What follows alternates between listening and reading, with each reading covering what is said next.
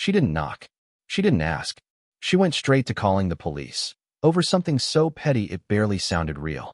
One small refusal, one bruised ego, and suddenly, patrol cars were on the way, lights flashing, neighbors watching from behind their curtains. The HOA president stood there smugly, convinced she had finally put me in my place. She thought power was on her side. She thought this was the moment I'd fold, apologize, or be humiliated in public. What she didn't know was that this call was about to expose far more than a petty neighborhood dispute and flip the entire balance of power upside down. The house had always felt like a quiet reward for years of discipline, routine, and sacrifice. It sat on a clean suburban street where lawns were trimmed evenly, mailboxes matched, and everyone waved just enough to be polite without getting involved in each other's lives. It wasn't flashy, but it was solid, predictable, safe. The kind of neighborhood people chose because they wanted calm after long days of work and responsibility. For years, life there followed a steady rhythm. Early mornings, late evenings, weekends spent catching up on chores or sitting outside with a cup of coffee while the neighborhood slowly woke up. Neighbors came and went without drama. Kids rode bikes.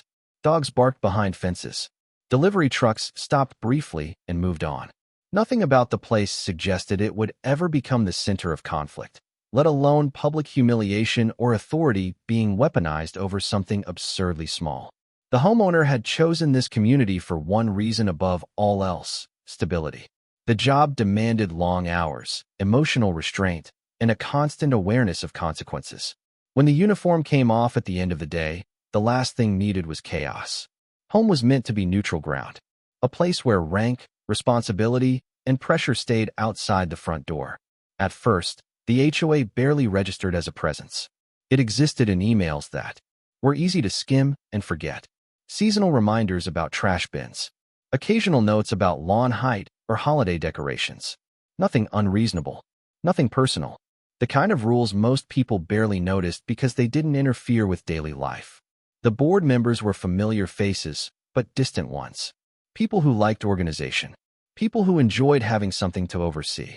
They walked the neighborhood with clipboards during certain times of year and spoke in polite but firm tones when reminding residents about guidelines. Most homeowners complied without thinking twice. It was easier that way. One board member, however, stood out more than the rest. She had lived in the neighborhood longer than most and made sure everyone knew it. Her presence was constant. She attended every meeting, commented on every issue, and treated the HOA not as a volunteer position, but as a personal domain. She spoke confidently, decisively, and often loudly. When she walked the street, her eyes scanned properties not with appreciation, but with evaluation. At first, her involvement seemed harmless. Overzealous, maybe, but within the bounds of what people expected from someone who cared too much about rules. She sent emails reminding residents about compliance deadlines. She knocked on doors to discuss violations that could have been handled with a notice. She framed everything as for the good of the community. Most people avoided confrontation. They nodded, agreed, and made small adjustments to keep the peace. The neighborhood valued quiet, and she understood that well enough to use it. No one wanted to be the person who caused friction. No one wanted to be labeled difficult. The homeowner noticed her pattern early on, but chose not to engage. There was no reason to. The house was maintained properly. The yard was clean. The rules were followed. Any interaction with her was brief and polite, and over time, even those became rare. Life continued uninterrupted. Then came the small, almost forgettable change. A project that had nothing to do with the HOA at first glance. A practical adjustment to daily life that made things easier, more efficient, and entirely within the boundaries of personal property. It wasn't visible from the street. It didn't alter the appearance of the home. It didn't affect anyone else's space. But it did involve a shared utility access point that had existed long before the HOA ever did. At first, it seemed like a non-issue. The setup had been used casually by neighbors for years. No complaints. No questions. It was one of those unspoken understandings people develop when living close together. Small favors, shared conveniences, mutual respect. That changed the moment she noticed it. The first interaction was subtle. A pause while walking past the driveway. A lingering look. A question phrased as curiosity rather than accusation. She asked about it casually, as if making conversation. The homeowner answered honestly, without defensiveness, assuming that would be the end of it. It wasn't. Days later, an email arrived, carefully worded, polite on the surface. It asked for clarification. It referenced HOA guidelines in vague terms, not directly applicable, but suggestive enough to create concern. It framed the situation as something that might need review. The homeowner read it once, then again, confused by the implication. Nothing had changed. Nothing violated the rules. Still, a response was sent, clear, respectful, and backed by facts. The matter, it seemed, should have been settled. Instead, it escalated. Follow-up messages arrived more frequently. The tone shifted slightly. Less curiosity, more authority. She began referencing complaints that no one else had voiced. She implied concerns from other residents, without naming them. She hinted at consequences without stating them outright. What had once been a simple convenience was now framed as a problem. The homeowner remained calm. Years of professional experience had taught the value of documentation, restraint, and clarity. Every response was measured. Every statement factual. There was no emotional language. No defensiveness. Just information. That restraint seemed to irritate her. She began showing up more often, walking past the property slowly, stopping near the driveway, pretending to check her phone while clearly observing. Neighbors noticed. Some whispered. Others avoided eye contact. The quiet street began to feel different. The HOA meetings, once dull and sparsely attended, became tense. She brought up the issue publicly, framing it as a threat to order and fairness. She spoke as though the rules were being challenged, as though compliance itself was under attack. The homeowner listened without interrupting, noting the exaggerations, the assumptions, the subtle distortions.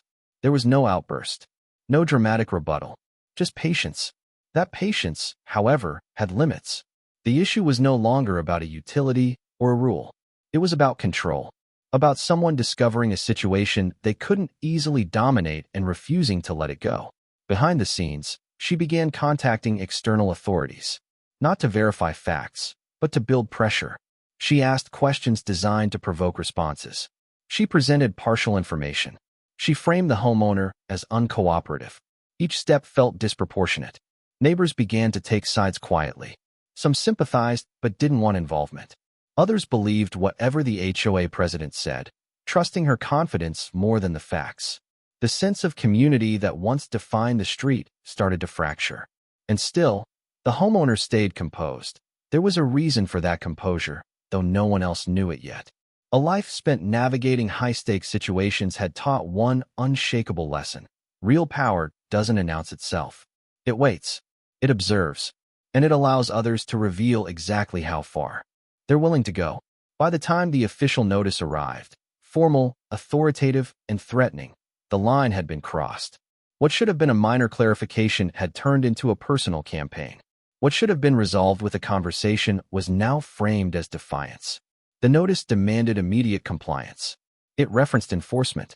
It hinted at escalation.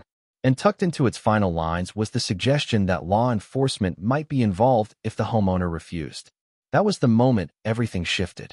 What she believed was a final show of dominance was, in reality, the first move in a confrontation she didn't understand and wasn't prepared for.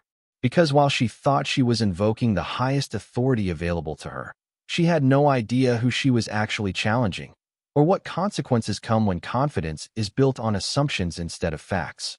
The neighborhood remained quiet that evening. Lawns still trimmed, lights still warm behind windows. But beneath the calm surface, the conflict had fully ignited. And the next step she took would ensure there was no going back. What followed after that notice was not a single dramatic moment, but a slow, deliberate tightening of pressure that seeped into every corner of daily life. It was the kind of escalation that didn't explode all at once. Instead, it crept forward quietly, methodically, until it became impossible to ignore. The HOA's attention shifted from occasional oversight to constant surveillance. Notices began appearing with uncomfortable regularity, each one more aggressive than the last. Minor issues that had never been mentioned before were suddenly documented as violations. Grass length measured down to fractions. Trash bin placement scrutinized, as if it were a matter of public safety. The tone of the letters changed too, less neutral, more accusatory, as though guilt had already been decided. Each notice arrived with deadlines that felt intentionally unreasonable. Correct this by tomorrow. Address that immediately. Failure to comply would result in fines, penalties, or further action. The message was clear. Compliance was no longer optional, and resistance would be punished. What made it worse was how selective the enforcement was. Neighbors with identical setups were left alone. Similar properties showed no signs of scrutiny. The rules, once applied loosely across the board, were now being aimed with precision. It wasn't about maintaining standards anymore. It was about targeting one household and making an example of it. The homeowner began documenting everything. Photos, dates, copies of emails. Every walk past the property, every lingering glance, every unexpected inspection.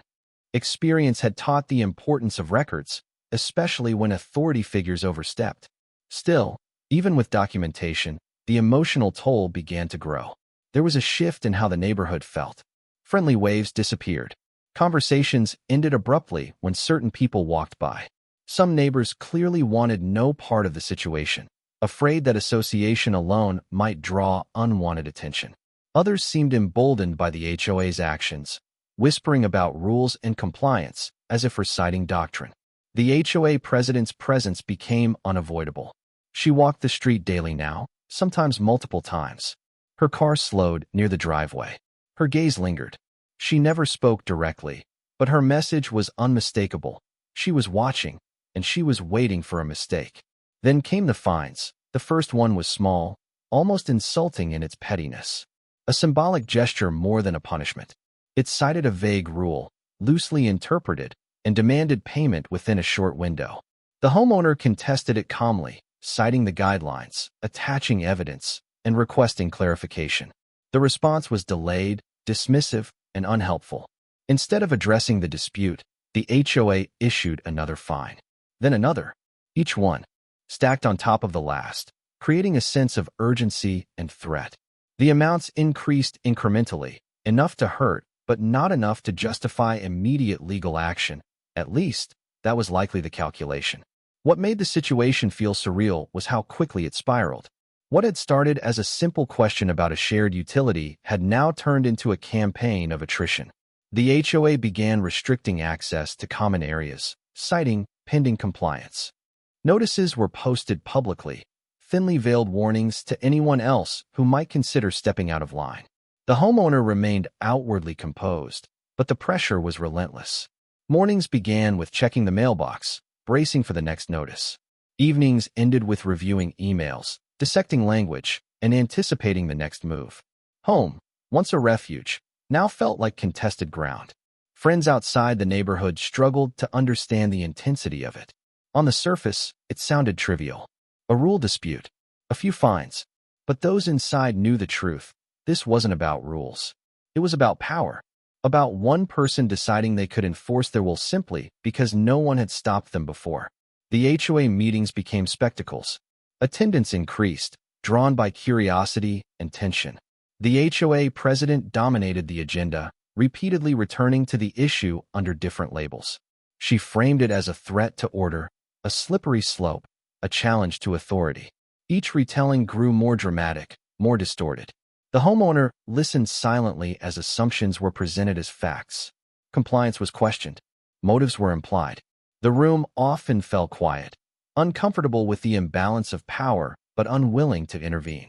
Silence, however, was interpreted as agreement. Soon, the HOA began involving outside entities. Utility companies received complaints. City departments were contacted with concerns framed as safety issues. Each inquiry carried the same undertone. Something improper was happening, and it needed to be addressed. The homeowner fielded calls and emails, calmly clarifying misinformation, providing documentation, and correcting exaggerations. Most officials were reasonable once presented with facts, but the repeated inquiries created friction. Time was wasted. Energy drained. Stress accumulated. It became clear that the HOA president wasn't trying to resolve the issue. She was trying to exhaust resistance. Neighbors began noticing patrol cars slowing near the street more often. No sirens. No lights. Just presence.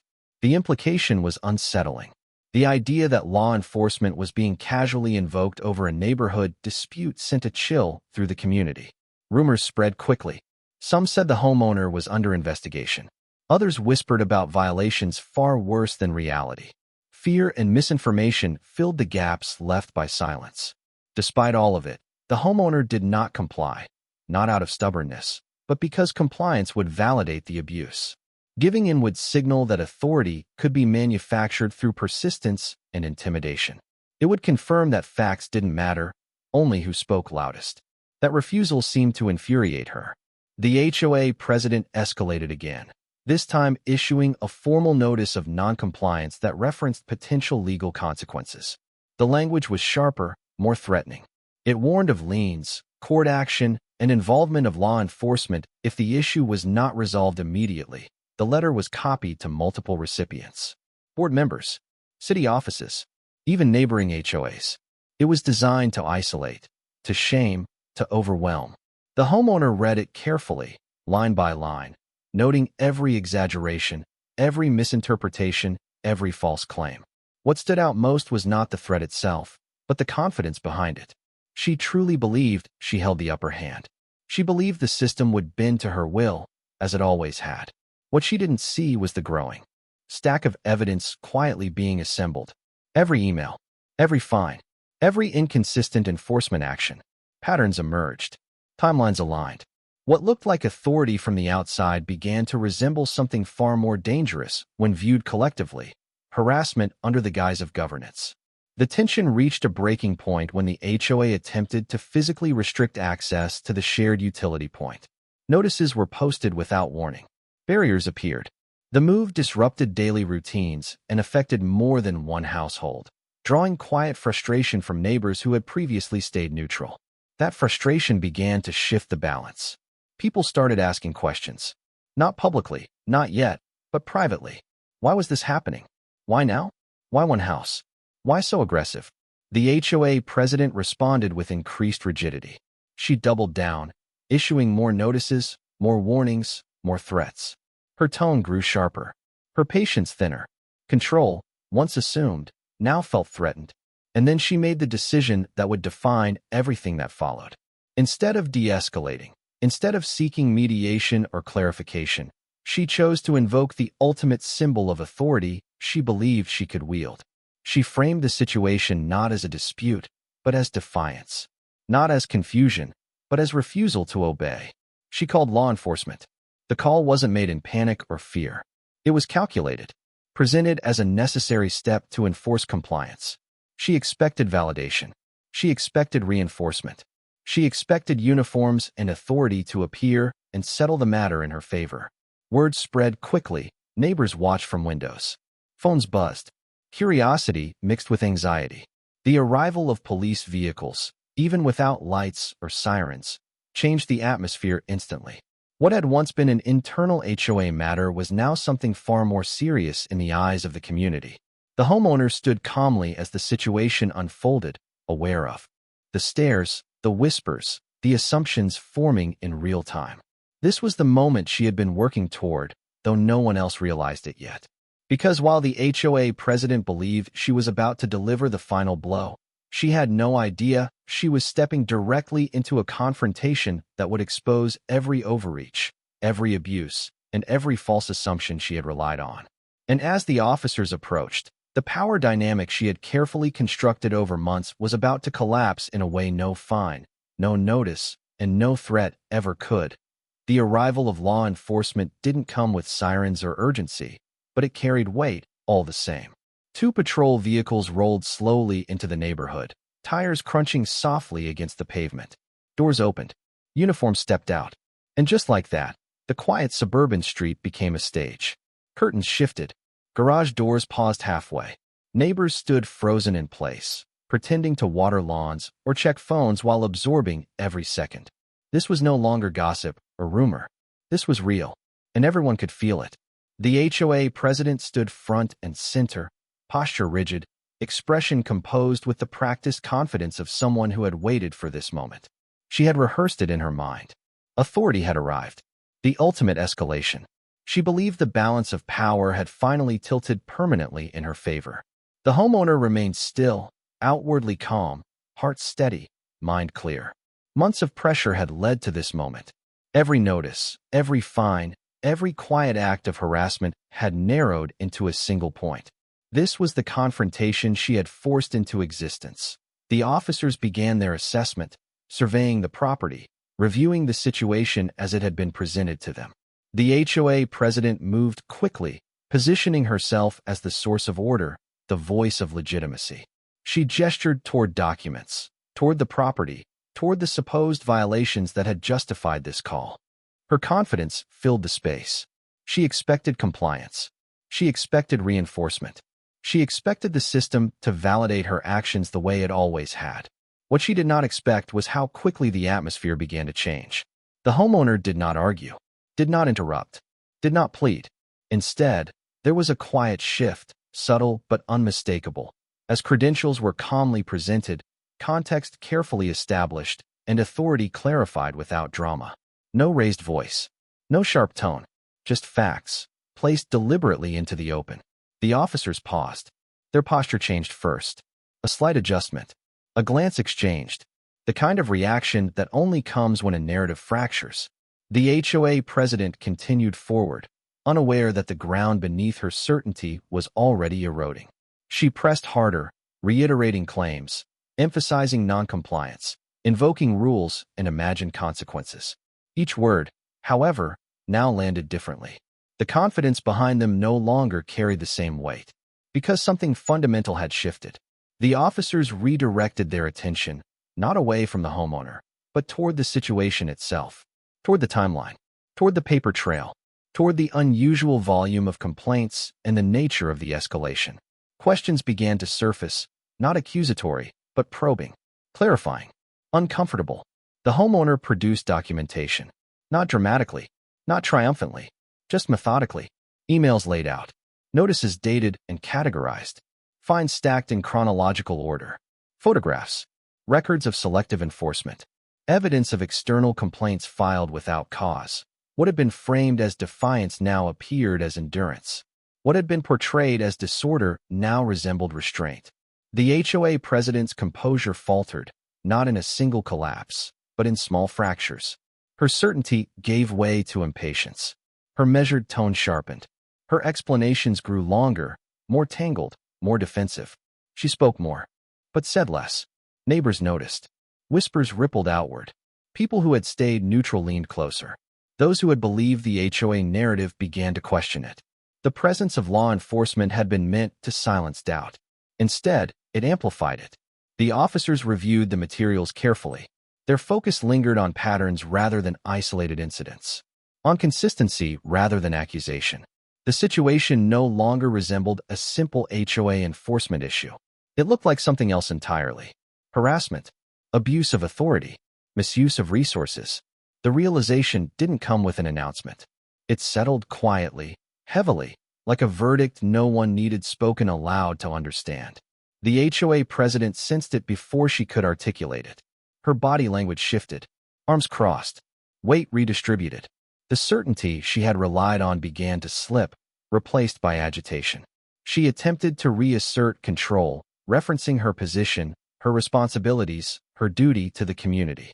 But titles mean little when stripped of legitimacy. The homeowner remained silent through most of it, allowing the evidence to speak, allowing the process to unfold, allowing the truth she had documented patiently over months to surface in its own time. That patience became its own form of power. The officers redirected the conversation again, this time toward the HOA president's actions, the frequency of complaints, the lack of corroboration, the decision to involve law enforcement in what appeared to be a civil matter, the potential consequences of such actions. The shift was unmistakable now. The authority she had attempted to wield had turned inward. Neighbors watched as the dynamic inverted in real time. The person who had once walked the street with a clipboard now stood under scrutiny. The one who had issued threats now faced questions. The one who had assumed protection now confronted accountability. The humiliation wasn't loud or theatrical. It was far worse than that. It was procedural. It was factual. It was undeniable. The HOA president attempted to salvage control, but each effort only deepened the exposure. Inconsistencies surfaced. Exaggerations unraveled. Claims contradicted documented reality. The more she spoke, the clearer it became that this was never about rules. It was about dominance. And dominance, once exposed, collapses quickly. The officers made it clear that no law had been broken, that the matter did not warrant police involvement, that the continued misuse of emergency resources could carry consequences of its own. The implication hung heavy in the air, impossible to ignore. The neighborhood absorbed the moment in collective silence. The homeowner felt something shift internally, not triumph, not anger, but release. The weight that had accumulated over months began to lift. Not because the HOA president was embarrassed, but because the truth had finally been acknowledged in a way that could not be ignored or rewritten. This wasn't revenge. It was correction. The HOA president's authority, once assumed, now stood openly questioned. Her narrative had collapsed under scrutiny. Her confidence, built on the expectation of unquestioned compliance, had failed her when confronted with reality. And reality, unlike intimidation, doesn't bend. As the officers prepared to leave, the final blow landed quietly but decisively. The matter, they made clear, would be documented. The call itself would be noted. The circumstances reviewed. The potential for further action assessed. Nothing dramatic. Nothing exaggerated. Just accountability. The vehicles departed the same way they arrived, slowly, without spectacle, but the effect they left behind was seismic. The street felt different. The air lighter. The unspoken hierarchy disrupted beyond repair. Neighbors emerged fully now. Conversations sparked. Questions surfaced openly. The silence that had protected abuse gave way to collective awareness. The HOA president stood alone. Not physically isolated, but stripped of the illusion that had sustained her authority. The power she believed she held had been revealed as fragile, dependent entirely on compliance and fear. And now, both were gone. The homeowner returned inside without fanfare. No victory lap. No acknowledgement of the stairs or murmurs outside. There was nothing left to prove. The moment had spoken for itself. But the consequences were only beginning. Because what had unfolded on that quiet street could not be undone. Documentation existed. Witnesses had watched. Trust had been broken publicly.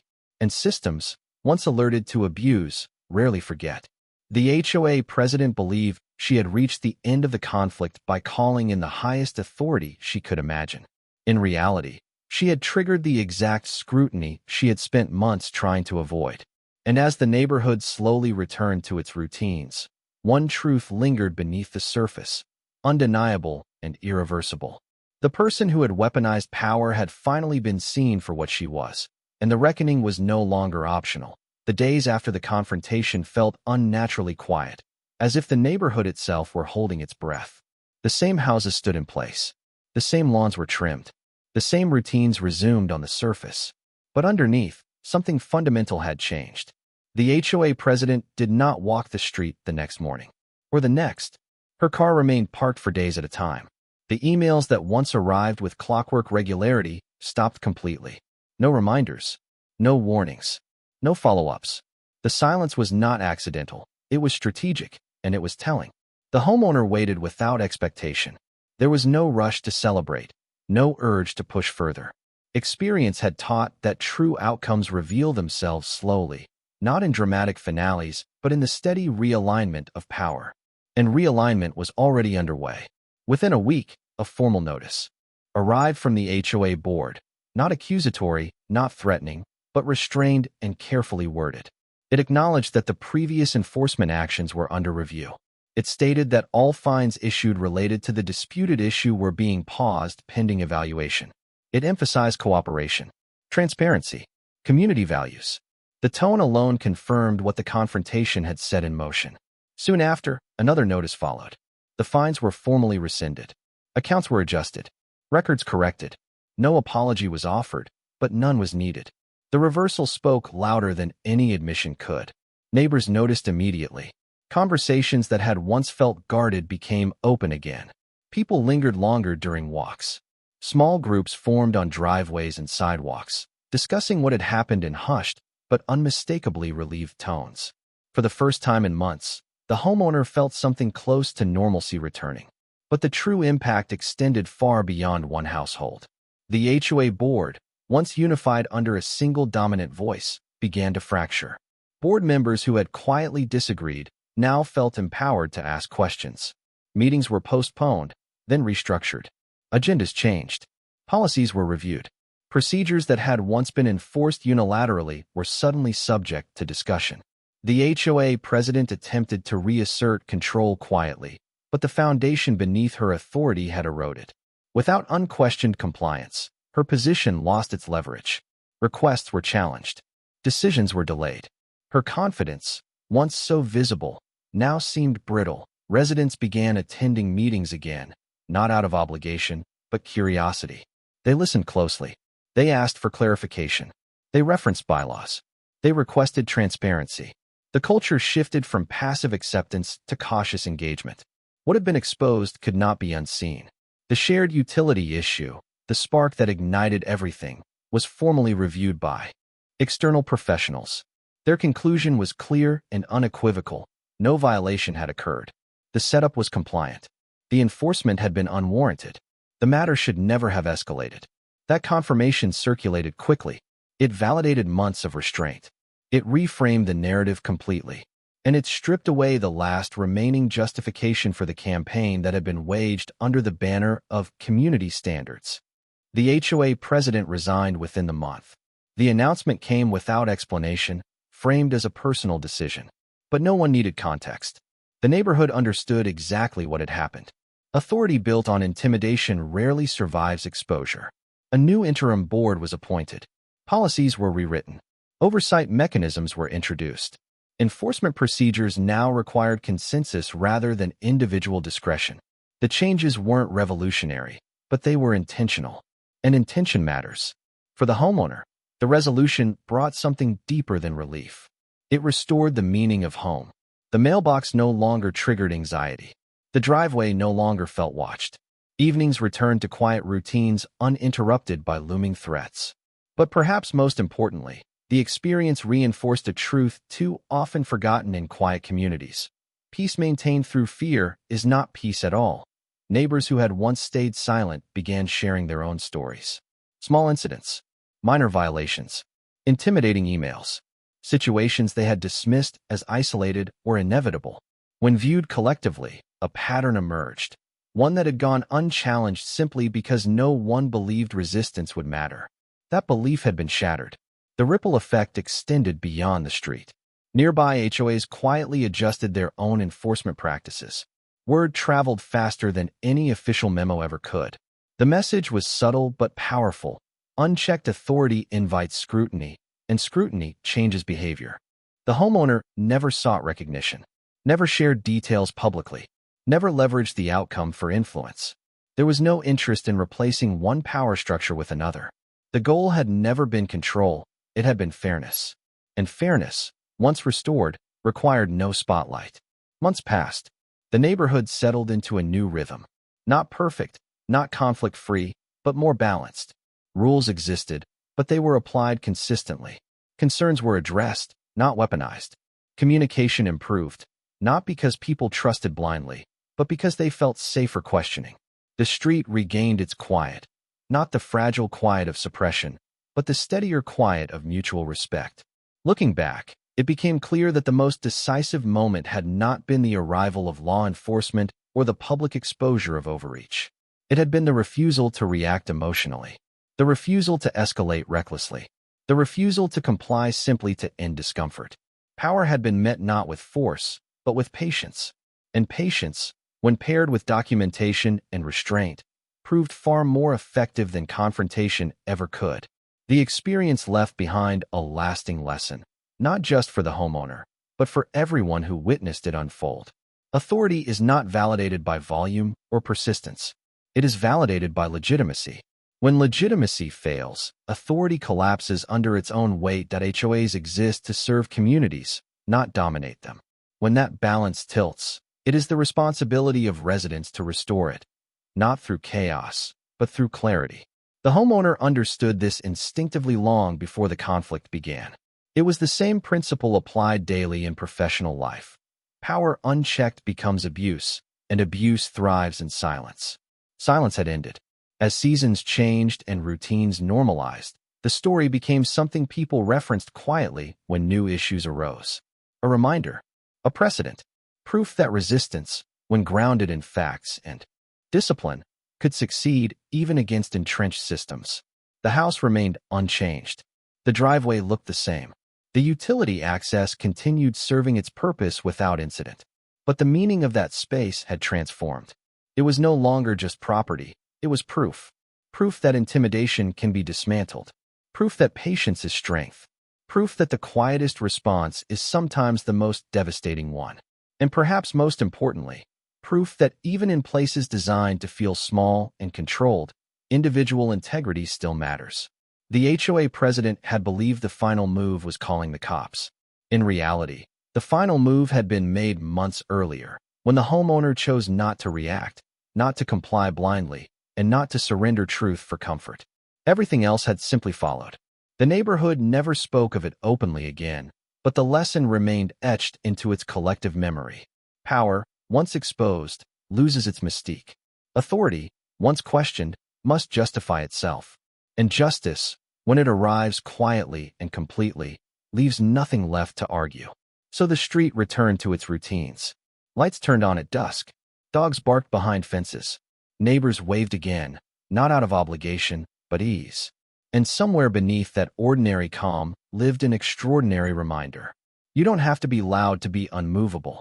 You don't have to threaten to be strong. And sometimes, the most satisfying victory isn't watching someone fall. It's watching a system finally correct itself.